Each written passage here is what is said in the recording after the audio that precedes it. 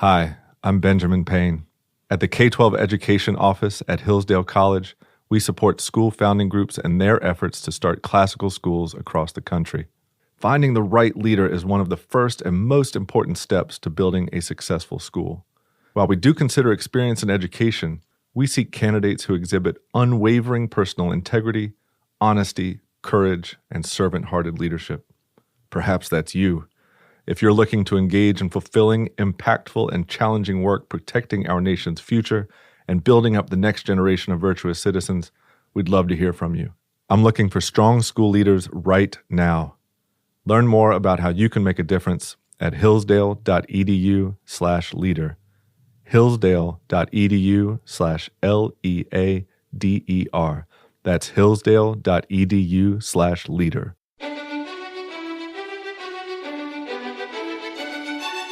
Welcome to the Hillsdale College K-12 Classical Education Podcast, bringing you insight into classical education and its unique emphasis on human virtue and moral character, responsible citizenship, content-rich curricula, and teacher-led classrooms. Now your host, Scott Bertram. We continue a series of episodes from presentations delivered at Hoogland Center for Teacher Excellence seminars. The Hoogland Center for Teacher Excellence, an outreach of the Hillsdale College K-12 Education Office, offers educators the opportunity to deepen their content knowledge and refine their skills in the classroom. These one-day conferences are hosted during the academic year in cities across the nation and feature presentations by Hillsdale College faculty, K-12 office staff, and leaders in the Hillsdale network of member schools. There is no cost to attend, and attendees may earn professional development credits. Currently, the Hoogland Center is hosting a series exploring the art of teaching a variety of subjects. To learn more about upcoming events, visit our website, k12.hillsdale.edu. Lovely to be here with all of you. I feel like I am the outlier in the room. I'm not a math teacher. After attending John and Sam's sessions, I want to be a math teacher. And even in certain moments in Atlanta Classical's history, I have pretended to be a math teacher and at a time of duress taught Algebra 2. And Mr. Clausen had to come in behind me and clean up my messes on more than one occasion. I was watching Sam's session, though, and was laughing along with the jokes, and John was very quick to turn to me and say, "You don't even get that joke. What are you laughing at? You don't belong here." So know that I come to this with great humility and a sense of being ostracized by all of you. So I won't talk about math. When I think about the work of leading one of these schools, of leading a classical school, a school that's part of Hillsdale's network, the first job that occurs to me is that of storyteller. We oftentimes tell our teachers that they have this responsibility to come alongside of our students at whatever age they are at and narrate to them the story of their lives, the story of their educations. Think of the many great works of literature, perhaps Dante first among them, where a character appears and guides you through a particularly difficult event. And this is what teachers do. Teachers are narrators. They tell the story of what's happening to their students to show nothing that's going on is accidental. And I think leaders have this same responsibility. And so I'm going to share a lot of stories here in this brief talk to narrate what exactly this experience of leading one of these institutions is. So just last week, we had a really important evening at Atlanta Classical that kicks off our senior thesis project. So this is the capstone activity for every senior, really at any Hillsdale school across the country. It's a 15-page paper that students write over the course of their senior year. We assign one faculty member who acts as an advisor for that student, helps them build a reading list, and then craft an argument that takes the form of a paper that they will defend for an entire hour in the spring of their senior year in front of a panel of 3 faculty members, all of whom have read the paper and prepared questions, and then a gathering of family, friends, grandparents, faculty members, etc. It is this intense and wonderful achievement. The highlight of this dinner, though, is this beautiful wicker basket that sits in the middle of the dining space that is full of wrapped books. In each of these books is a personal letter that the advisor has written to their student to say, I will be guiding you through this process. I've chosen this book for you that I think will complement the argument that you're going to be making. And so the high point of the evening is when these books are dispersed, the students rip off the wrapping paper and eagerly look for the letter. It's just a lovely moment. And in a way, it's a reflection of our preoccupation with stories, our love of great works of literature. I share this because the next morning, I woke up and I read this article from The Atlantic, which perhaps some of you have seen. It's been making the rounds. It interviewed a series of professors at elite institutions across our country. Columbia was sort of the cover of this thing. And professors were lamenting the fact that they were receiving college freshmen who had never read a book over their entire high school careers. They had read excerpts, they had read some works of nonfiction, but they had never read a story from cover to cover. And so Columbia, of course, has this ambitious Great Books program that is now being sort of destroyed from the inside because freshmen simply aren't prepared. I had probably a dozen parents send me this letter, or this article rather, over the course of the day to say, have you seen this? We are so grateful to be at a school where this is not the case. And it was interesting in sort of the following days, classical teachers across the country were just posting their reading lists on Twitter.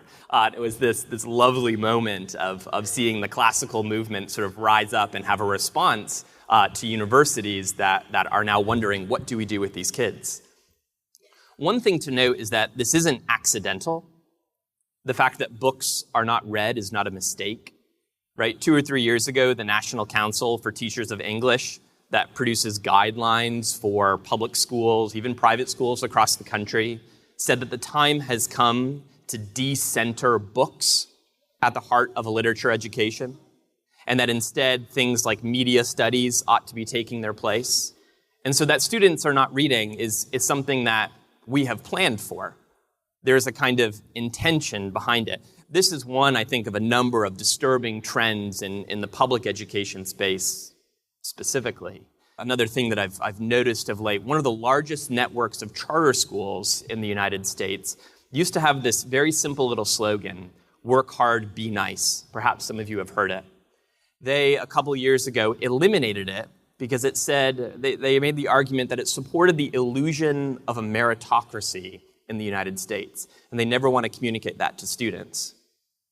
And so you then ask about the experience of a 14-year-old boy who is working hard to get great grades, but is told there is a glass ceiling hovering just above your head that you're going to collide with the moment you exert yourself because your hand has been dealt and it's a bad one. There is no hope for you. I began my own teaching career at a school like this. I worked at a massive public high school on the west side of Detroit. I worked for Teach for America at the time. My very first day of school, I was 21 years old, was teaching English to freshmen and to seniors. I had seniors that were 19 and 20 years old in my class. But I remember not knowing what classes I was going to teach on my first day, and my principal coming along beside me and handing me my schedule to say, oh, just so you know, here are the texts that you're going to be reading and the classes that you'll have. And then she hands me a roster, and in my very first class, it had over 100 names on the roster for my first hour. And I said, I only have 30 desks in my room. How am I going to accommodate for over 100 kids? And she said, you'll figure it out. What she really meant was that the population was very transient, and so it was unlikely that, in fact, we had 100 kids. I probably had about 40 to 50 students. So imagine your very first day in the classroom, you have no formal teaching experience, standing room only, kids literally sitting in windowsills, and this is my job. I'm going to teach these kids. And of course, I didn't. Of course, I did terribly. One of those students, no, I did my best. More to say there. One of my students in that first class was named David. David was maybe the brightest student at the school, among the brightest students that I've taught in my time in education. I remember in the winter, we read this beautiful little short story that many of you all are probably familiar with called To Build a Fire by Jack London. I tried to get my principal to allow us to go out into a snow-covered field in Detroit. I was going to give each kid one match and see if they could start a fire. And she was like, what are you talking about? You can't do that. Well, she didn't say that exactly. She said, you can do it if you can get a permission slip from every single kid. I was like, No chance. So instead, I opened all the windows of my classroom and brought the temperature down to probably 40 degrees. And so we're all reading to build a fire and just shivering terribly. And it tells the story of this trapper that is sort of in northern Canada with his dog, who eventually succumbs to the elements and dies of cold. Sorry to spoil it for those of you that have not read it, but he dies. In the end, he dies. And the dog is fine. The dog does great. And it's meant to sort of invite this meditation on man's relationship with the natural world and the indifference of your environment to you. And David, at the end of the story, raised his hand and he said, "Mr. Andrew, this story is true to life." What do you mean, David? Well, your environment does actually dictate your outcomes. I, for instance, am a Cody kid. All of my students would call themselves Cody kids. The school is called Cody High School. And my life has been dictated by the zip code into which I was born, and I cannot overcome this. And I remember looking at him and thinking, you are brilliant. You are the kind of kid that should have every single door in the world open up to you, and your school has not given you a vision of what is possible in your life. Because we did not have a mission as an institution. Our whole mission was to get kids jobs. Every year we would have a different occupation that we highlighted. My last year, we were just trying to turn everyone into certified nursing assistants. The year after that, it was firefighters, right? We were just desperate to make kids employable. And for a brilliant student, they're looking for something more.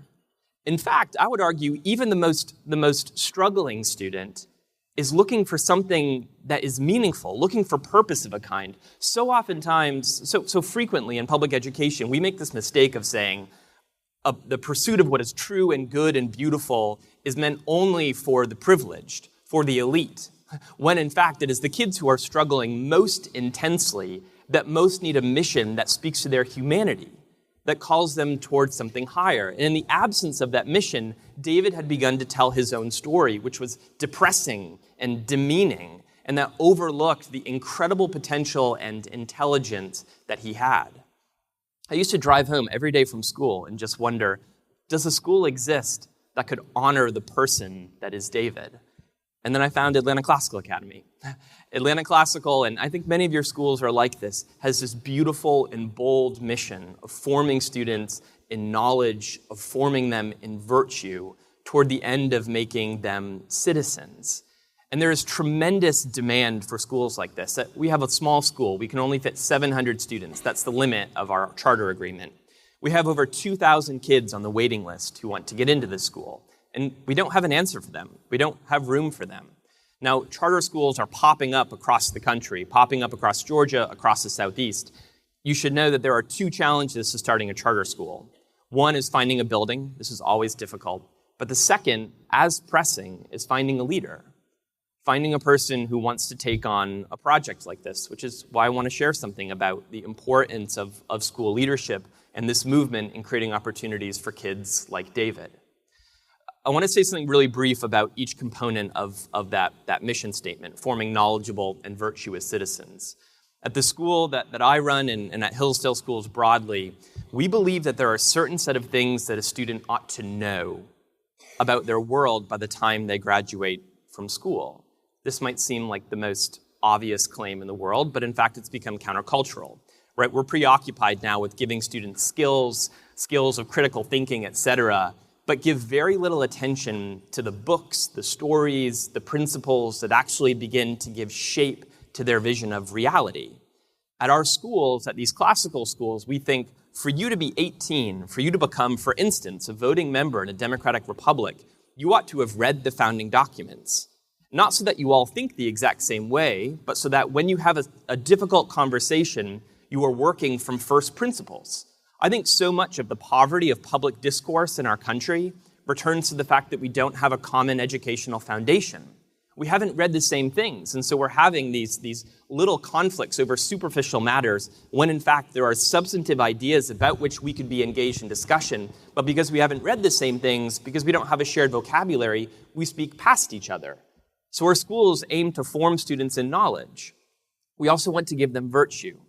We think that knowledge without virtue just makes you dangerous.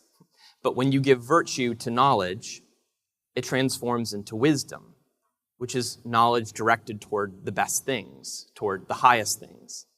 The final aim that we have for students at all of these schools is that we would turn them into citizens. And we use this word intentionally. So many college freshmen, I think, are sort of in love with their freedom, right? For the very first time, you are out from beneath the watchful eye of your parent. And so if there is like one word to define your experience of being a freshman in college, it is free. We want our college freshmen who graduate from these classical schools to have a sense of duty, to have a sense of obligation. We think that the best schools are ones that are going to imprint a certain kind of character on their students. I think a general failure of mediating institutions from schools to churches to community centers in this current moment is that we have become platforms for performance. Who do you want to be, and we'll turn you into that, right? This is, I think, a problem in Congress. Congress used to be an institution that shaped the people that joined it, and now it has become a platform, right? You can perform whatever you want. You can become a celebrity of a kind. You can have a brand if you like. Instead, we want our best institutions to shape the character, to mold our human beings into citizens. And so at our schools, we have this beautiful vision of the kind of person that you will become. So knowledgeable and virtuous citizens. Beneath all of this is this core belief that we have in our schools, which is that the end of an education is not merely to teach students how to think. And this has become very, very attractive. People love this idea that, what a school does is that it gets into your brain and reorganizes neural pathways to make you more intelligent, a more analytical, efficient thinker that can cut to the heart of a problem with clarity and force. And of course, we want that. We want for an education to produce that. But beyond teaching students how to think, we have to consider this question. What are you thinking about? And what do you love? And the work of leading a school is about ordering the loves of your students, ordering the loves of your faculty, of your community. And when you begin to think about this, you ought to be terrified. When I think about just like the last week for me at school, right? There is a student whose parent is saying he's been underserved and she's very upset with us. We have a teacher who has fallen ill and who has cancer, and we're working through this. We have a coach who has gone rogue and is defying the athletic director, right? The problems go on, and when you think about leading a school, you can suddenly feel like you're playing this insane game of whack-a-mole, where you're just trying to identify problems and knock them down. And you begin to resent your faculty, right? You begin to resent the people around you because, man, I used to just be responsible for 27 kids, and they were the only ones that can make my life go wrong. And now there are 700 of you, and their parents, and the local school district, and any other entity that has influence over our school. So if your work is just a matter of sort of solving these problems, it is hollow, it is aimless. But when you remember that your work is actually about forming the loves, suddenly you have a positive vision for what education is about. I think a danger, a risk of the classical movement, and in a way I think John is speaking to this, we could become defined by the things that we oppose, right? It's very easy for classical schools to become known by, these are the things that we don't agree with that are going on in the public education space. I would much rather be known for what we love, what we support, the goodness that we are trying to realize in the lives of our students. And that's what you get to participate in fully as the leader of one of these schools, though the responsibility is truly overwhelming. We had a conversation about this exact challenge last year as a leadership team, the responsibilities of leadership.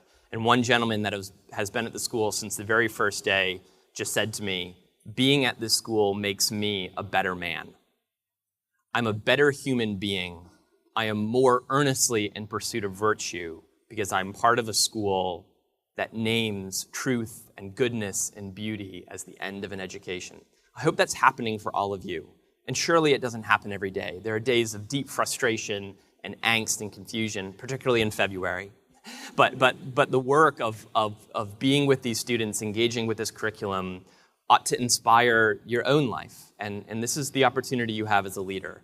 I will close with one final story, sort of back from Detroit in my very first year of teaching, that for me is sort of a defining principle of why I do this work and why I've chosen to lead schools like this.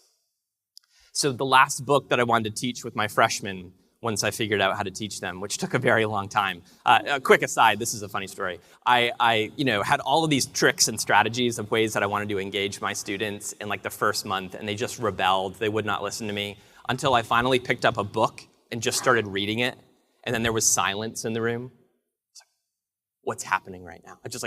I'm reading, there's silence. I look up to see who's gonna throw something at me first. No one had. And then I stopped reading and a kid is like, hey man, this is the first good thing you've done all year. Just keep reading, just don't stop. So we get to the spring and we're reading Homer's Odyssey. It was an ambitious text. And if you've read the Odyssey, you know that the first books of the Odyssey are called the Telemachai. They tell the story of a young man named Telemachus, whose father Odysseus is off on this great journey, and Telemachus is left at home with his mother, and suitors from across the land are descending on his home, trying to win his mother's hand in marriage. And I had this boy in my class named Amani. Amani used to sleep through every single one of my classes. I did everything to try to get Amani's attention. It never worked. He was a great sleeper, a prolific sleeper. And nothing I did ever worked. Amani came to me in the early spring of that year and said, hey, Mr. Andrew, I want to tell you why I've been falling asleep in your class. I'm like, oh gosh, here we go. I'm bracing myself for this. He said, I'm homeless right now. And my mother and I have been bouncing from shelter to shelter. And this was one of the coldest winters on record in Detroit. We had a number of cold days. It was just so cold that we closed school.